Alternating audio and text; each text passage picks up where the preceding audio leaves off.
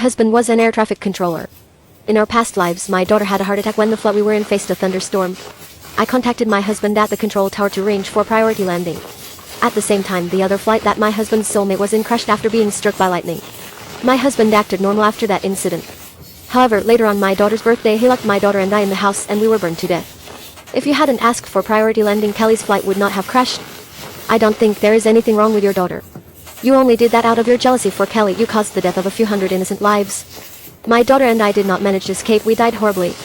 The next time I opened my eyes, I returned to the day when my daughter was having a heart attack again. This time, my husband disconnected my call to the control tower completely. However, when he learned that our daughter had died from a heart attack, he went crazy. Chapter E. My daughter held her chest in pain as she collapsed to the ground. Her face was pale. Everyone on the flight was shocked. Passengers soon surrounded my daughter. My voice was trembling. Then I heard a wicked sneer from the control tower. Stop overreacting. She's only having a mild heart attack.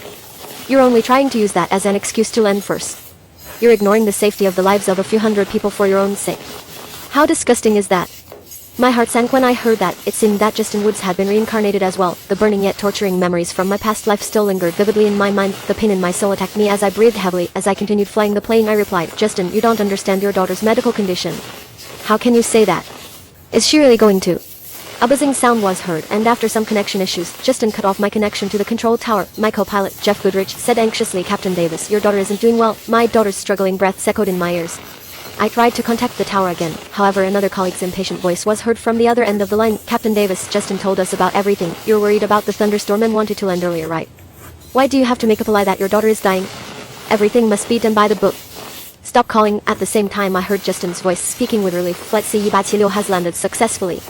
There's no problem at all. Flight C-176 was the flight that Justin's soulmate Kelly Freeman was on. The colleague asked, shall we now arrange for Captain Davis' flight to land?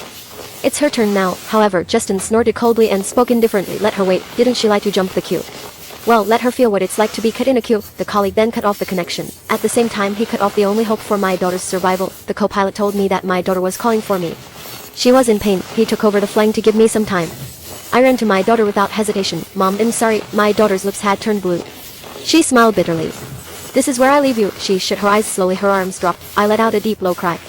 My body could not stop trembling out of anger. At that moment, Jeff exclaimed, Captain Davis, there's a thunderstorm ahead.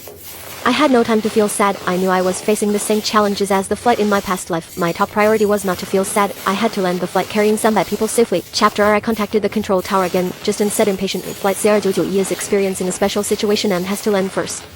Circle around and wait, I replied sternly. There's an incoming thunderstorm at our location. Justin sneered, cut the crap, Julia. Did you make up a lie to land first?